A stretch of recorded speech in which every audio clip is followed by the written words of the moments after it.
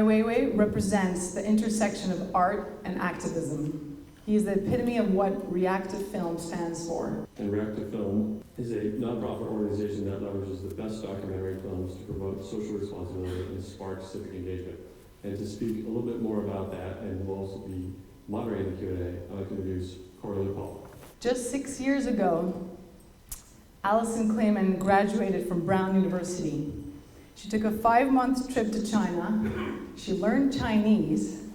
She canceled her return ticket, became an assistant to a Chinese top actress, wrote about basketball during the Olympics, became an accredited journalist, and then she became the BFF of Ai Weiwei.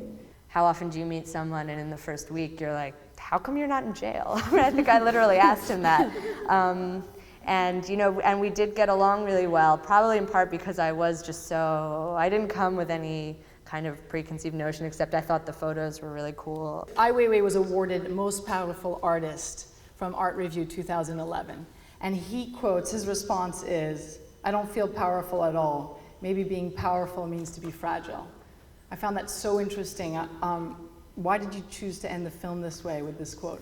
It really struck me when I heard it. I thought that, in that moment, it was still, and we still don't know what's going to happen next with Ai Weiwei, but I think it kind of puts forward, I thought it was a really good thing to follow what you see immediately in the film, although it was a few months earlier, which was the footage of him returning home.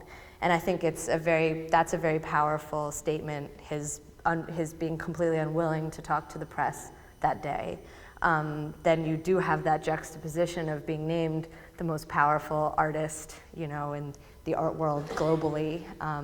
And what does power mean? And I just thought it's amazing that Weiwei, probably in a quite offhanded way, although he has used the quote since, but that was the first time I had heard him say that, just in a radio interview. A New York correspondent also said China has changed because Ai Weiwei can exist.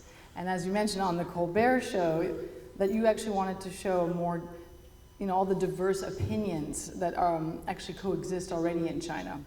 And is China changing? Do you think Ai Weiwei and the rest of the Chinese artists, will ever be free to express themselves? And how close are they to freedom of expression?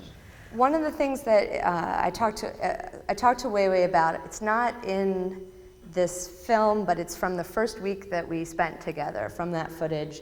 And he said, China's changed a lot. I mean, I don't think anybody would deny that. Certainly he wouldn't deny it. His perspective and his emphasis is, what he said to me.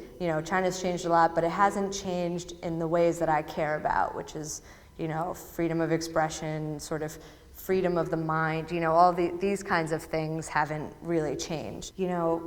Look at how much Weiwei's accomplishing, and he does have so much freedom. A big part of it is because he has that freedom of the mind, so he's willing to push it this far, and look how far he's been able to. But then you have these examples. Then there's Liu Xiaobo, who's even a Nobel Peace Prize recipient, and he's still sitting in jail.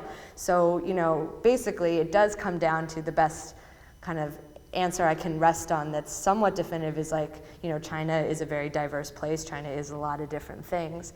But I very much felt like, following the story of Weiwei, I was like, maybe this is the story of the cracks and being wedged open.